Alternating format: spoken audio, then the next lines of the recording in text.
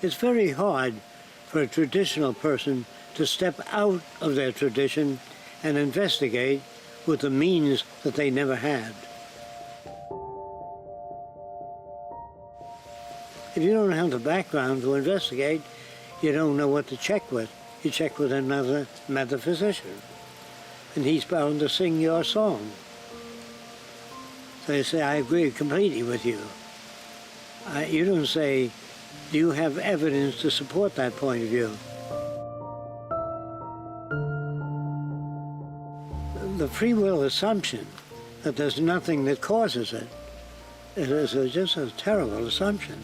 There's nothing responsible for it. It's self-determined.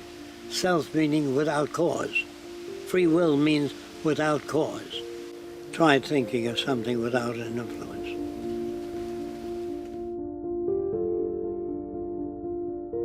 It makes it easier, much easier, for society to flourish by blaming people rather than taking into account the physical factors responsible for the behavior. And if you don't know what the cause is, the greatest thing you can do is say, I don't know.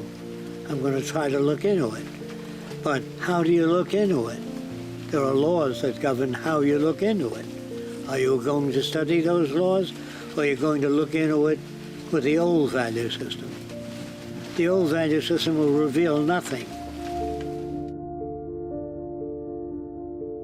People are not that precise in their language. Say, what do you want? I want access to the necessities of life. They can't say that. They've never been taught that. They've been taught a roundabout way of talking about things. So the Venus Project does not concern itself with habits of thought or success as used today.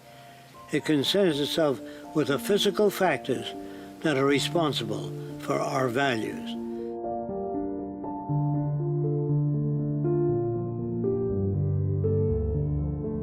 You have to be, this is what you must use, ruthlessly honest.